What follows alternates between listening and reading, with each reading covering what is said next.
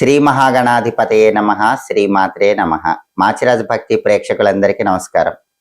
నవగ్రహాలలో శుక్రుడు జూన్ 8వ తేదీ సోమవారం సాయంకాలం 5:47 మిథున రాశిలో నుంచి కర్కాటక రాశిలోకి ప్రవేశిస్తున్నాడు. అంటే నవగ్రహాల్లో శుక్రుడికి కర్కాటక సంక్రమణం జరుగుతోంది. అలా జూన్ 8 సాయంకాలం 5:47 కర్కాటక రాశిలోకి వచ్చిన శుక్రుడు మళ్ళీ జూలై నెల 4వ తారీఖు శనివారం రాత్రి 7:18 సింహరాశిలోకి ప్రవేశిస్తాడు. అంటే జూన్ 8వ తేదీ సోమవారం నుంచి జూలై 4వ తేదీ శనివారం రాత్రి 7:18 వరకు ఆయన కర్కాటక రాశిలోనే ఉంటాడు.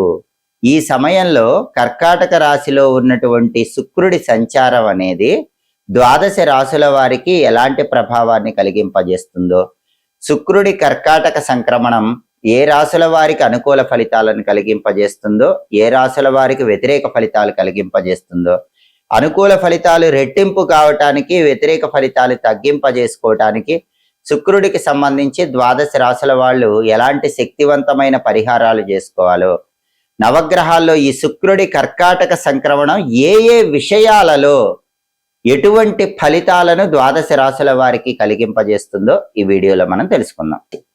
తులారాశి వాళ్ళకి శుక్రుడి కర్కాటక సంక్రమణం వల్ల ఏర్పడే ఫలితాలు పరిశీలిస్తే, తులారాశి వాళ్ళకి జూన్ 8వ తేదీ సోమవారం సాయంత్రం 5:47 శుక్రుడు కర్కాటక రాశిలోకి ప్రవేశించగానే ఈ శుక్రుడి కర్కాటక సంక్రమణం తులారాశి వాళ్ళకి 10వ స్థానములో 10వ స్థానంలో ప్రారంభమవుతుంది. అలా ప్రారంభమైనటువంటి శుక్రుడి సంచారం మళ్ళీ జూలై 4వ తేదీ శనివారం శుక్రుడు సింహరాశిలోకి రాత్రి 7:18 ప్రవేశించే వరకు ఉంటుంది. ఈ సమయంలో 10వ స్థానంలో శుక్రుడు తులారాశి వాళ్ళకు ఉంటాడు. జ్యోతిష శాస్త్ర గ్రంథాల ప్రకారం 10వ స్థానం 10వ స్థానంలో శుక్రుడు వ్యతిరేక ఫలితాలు ఇస్తాడు. అంటే జూన్ 8 నుంచి జూలై 4 వరకు 10వ స్థానంలో ఉన్న శుక్రుడు తులారాశి వాళ్ళకు వ్యతిరేక ఫలితాలు ఇస్తాడు. ఏ ఏ విషయాల్లో వ్యతిరేక ఫలితాలు ఇస్తాడు, తులారాశి వాళ్ళు ఎలాంటి జాగ్రత్తలు తీసుకోవాలి, ఆ వ్యతిరేక ఫలితాలు అధిగమించాలంటే శుక్రుడికి సంబంధించిన ఎలాంటి శక్తివంతమైన పరిహారాలు చేసుకోవాలి, ఈ విషయాలన్నీ పరిశీలిస్తే 10వ స్థానంలో ఉన్నటువంటి శుక్రుడు తులారాశి వాళ్ళకి వృత్తి వ్యాపారాల్లో నష్టం వచ్చేలాగా చేస్తూ ఉంటాడు. అంటే ఉద్యోగం చేస్తుంటే ఉద్యోగపరంగా ఏదో ఒక ఇబ్బంది, వ్యాపారం చేస్తుంటే తులారాశి వాళ్ళకి 10వ స్థానంలో ఉన్న శుక్రుడు ఏదో ఒక ఇబ్బంది ఇస్తాడు. వ్యాపారం కంటే కూడా ఉద్యోగంలో ఎక్కువ ఇబ్బంది ఇస్తాడు. ఎందుకంటే 10వ స్థానంలోకి శుక్రుడు వచ్చినప్పుడు ఏ రాశి వాళ్ళకైనా ఉద్యోగంలో భద్రత ఉండదు, సేఫ్టీ ఉండదు, ఉద్యోగంలో అభద్రతా భావం పెరిగిపోతుంది. కారణం లేకుండానే మీ పై అధికారి అంటే బాస్తో కానీ కొలీగ్స్తో కానీ గొడవలయ్యే అవకాశం ఉంటుంది, ఇగో ప్రాబ్లమ్స్ వచ్చే అవకాశం ఉంటుంది. దానివల్ల ఒక్కొక్కసారి జాబ్కి రిజైన్ చేసేటటువంటి సిచ్యుయేషన్స్ కూడా వస్తాయి. కాబట్టి తులారాశి వాళ్ళు ఈ సమయంలో ఈగోకి వెళ్ళకూడదు. బాస్ ఒక మాట అన్నా సరే పట్టించుకోకుండా మీ పని మీరు చేసుకుంటూ ముందుకు వెళ్ళాలి. ఈ జాగ్రత్త జూలై 4వ తేదీ వరకు ఉండాలి. ఎందుకంటే మీకు 10వ స్థానంలో శుక్రుడు ఉన్నాడు.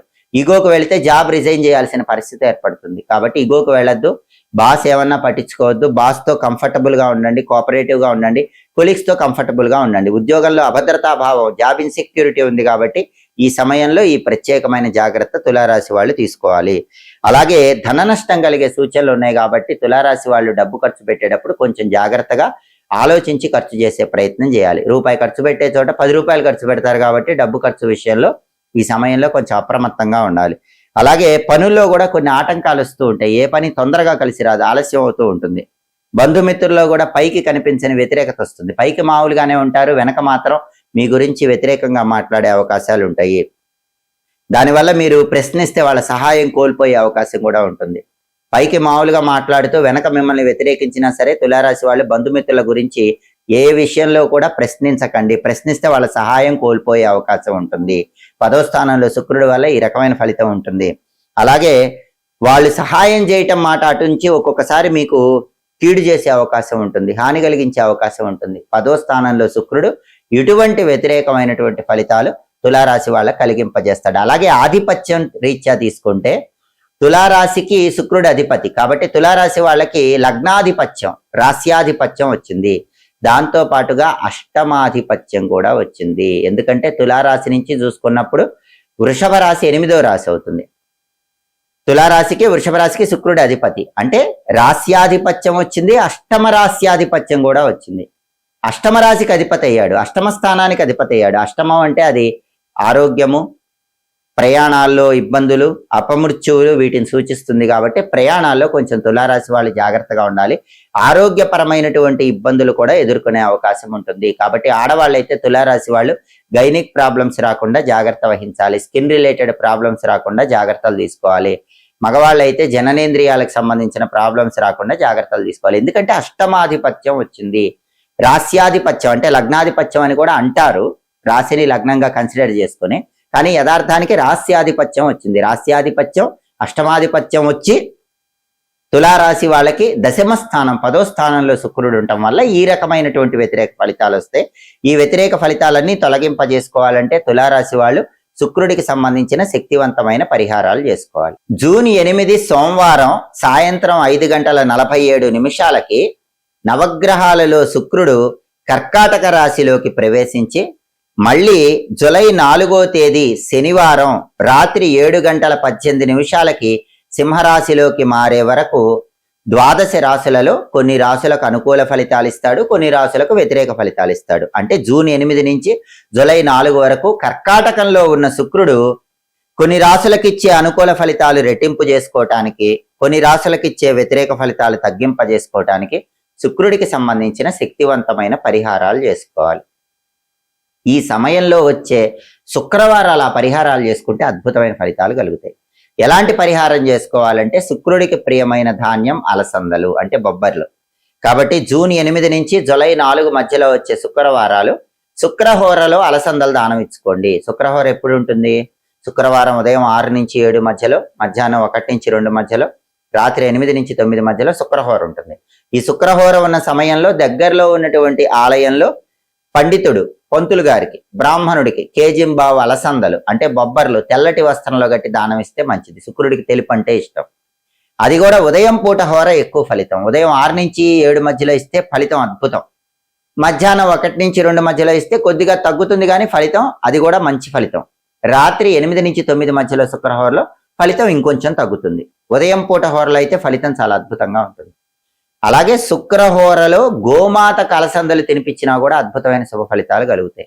కాబట్టి జూన్ 8 నుంచి జూలై 4 మధ్యలో వచ్చే శుక్రవారాలు శుక్రహోరలో నానబెట్టిన అలసందలు అంటే బొబ్బర్లు ఆవుకు తినిపించండి. దానివల్ల కూడా శుక్రుడి అనుకూల ఫలితాలు పెరుగుతాయి, వ్యతిరేక ఫలితాలు తగ్గుతాయి. అంతేకాకుండా శుక్రుడికి సుగంధ ద్రవ్యాలంటే ప్రీతిపాత్రం. కాబట్టి ద్వాదశ రాశుల వాళ్ళు స్నానం చేసేటప్పుడు శుక్రుడికి ప్రీతికరమైనటువంటి సుగంధ ద్రవ్యాలు అంటే సెంట్ లాంటివి నీళ్ళలో వేసుకొని స్నానం చేయండి. పన్నీరు నీటిలో కొద్దిగా కలుపుకొని ఆ నీళ్లతో స్నానం చేస్తే శుక్రుడు అనుగ్రహిస్తాడు. అలాగే శుక్రుడి అనుగ్రహం కలగాలంటే జూన్ 8 నుంచి జూలై 4 మధ్యలో వచ్చే శుక్రవారాలు వీలైనప్పుడు ఉపవాసం ఉండండి. ఉపవాసం ఉండి రాత్రికి అలసందల ఆహారంలో స్వీకరించండి. అది శుక్రుడికి ప్రియమైన ఉపవాసం అవుతుంది. లేదా పాలతో చేసిన పాయసాన్ని శుక్రవారం పగలంతా ఉపవాసం ఉండి రాత్రికి ఆహారంగా స్వీకరించండి. అది కూడా శుక్రుడి అనుగ్రహాన్ని కలిగింపజేస్తుంది. ప్రతి గ్రహానికి జ్యోతిష శాస్త్రంలో అధిష్టాన దేవతలను ఉంటారు. ఒక ఆఫీసులో ఎంప్లాయ్ పైన బాస్ ఉన్నట్టే గ్రహాలకు కూడా జ్యోతిష శాస్త్రంలో బాసులు ఉంటారు. వాళ్ళనే అధిష్టాన దేవతలు అనే పేరుతో పిలుస్తారు. శుక్రుడికి అధిష్టాన దేవత రాజరాజేశ్వరి అమ్మవారు, లలితా పరమేశ్వరి దేవి. కాబట్టి జూన్ 8 నుంచి జూలై 4 మధ్యలో వచ్చే శుక్రవారాలు ఎవరైనా సరే లలితా అమ్మవారిని దేవాలయంలో దర్శించుకున్నా లేదా ఇంట్లో లలితా అమ్మవారికి పూజ చేసినా శుక్రుడు విశేషమైన శుభ ఫలితాలు ఇస్తాడు, నెగిటివ్ రిజల్ట్స్ తగ్గిస్తాడు. లలితా సహస్రనామ స్తోత్రం చాంటింగ్ వింటేనే ఈ సమయంలో వచ్చే శుక్రవారాలు అద్భుత ఫలితాలు కలుగుతాయి. అయితే ఆ చాంటింగ్ వినేంత సమయం లేకపోతే ఈ సమయంలో వచ్చే శుక్రవారాలు శ్రీమాత్రే నమః అని వీలైనన్ని సార్లు అనుకోండి.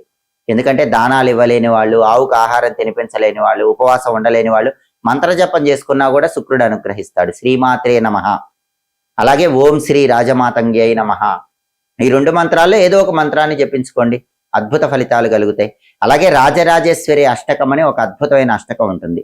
ఈ సమయంలో వచ్చే శుక్రవారాలు రాజరాజేశ్వరి అష్టకాన్ని విన్నా కూడా విశేషంగా శుక్రుడి అనుగ్రహానికి ప్రతి ఒక్కరూ పాత్రలు కావచ్చు. కాబట్టి నవగ్రహాలలో శుక్రుడి కర్కాటక సంక్రమణం అనేది సంపూర్ణమైన శుభ ఫలితాలను కలిగింపజేయాలంటే, వ్యతిరేక ఫలితాలన్నీ తగ్గింపజేసుకోవాలంటే శుక్రుడికి ఇష్టమైన స్నానం చేయటం, శుక్రుడికి ఇష్టమైన దానం ఇవ్వటం, శుక్రుడికి ఇష్టమైన విధంగా ఉపవాసం ఉండటం, శుక్రుడికి ప్రీతికరమైన ద్రవ్యం గోమాతకు తినిపించడం, శుక్రుడికి అధిష్టాన దేవత అయినటువంటి లలితా పరమేశ్వరీ దేవిని పూజించడం ద్వారా సంపూర్ణంగా శుక్రుడి అనుగ్రహానికి ప్రతి ఒక్కరూ సులభంగా పాత్రలు కావచ్చు. ఎప్పటికప్పుడు జ్యోతిష శాస్త్ర పరంగా ఖగోళంలో గ్రహాల సంచారంలో వచ్చే మార్పు గురించి తెలుసుకోవాలనుకుంటున్నారా?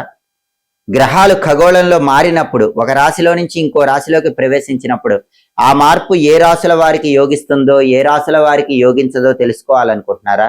దాన్ని బట్టి పాటించాల్సిన పరిహారాలు తెలుసుకోవాలనుకుంటున్నారా? అయితే మాచిరాజు భక్తి ఛానల్ తప్పకుండా చూడండి. మా వీడియోస్ మీకు నచ్చినట్లయితే మా ఛానల్ లైక్ చేయండి, కామెంట్ చేయండి. మా ఛానల్ వీడియోస్ 10 మంది మిత్రులకు షేర్ చేయండి. మా ఛానల్ సబ్స్క్రైబ్ చేసుకోండి. పక్కన ఉన్న బెల్ సింబల్ నొక్కటం మాత్రం మర్చిపోకండి. సర్వే జనాః సుఖినో భవంతు. స్వస్తి.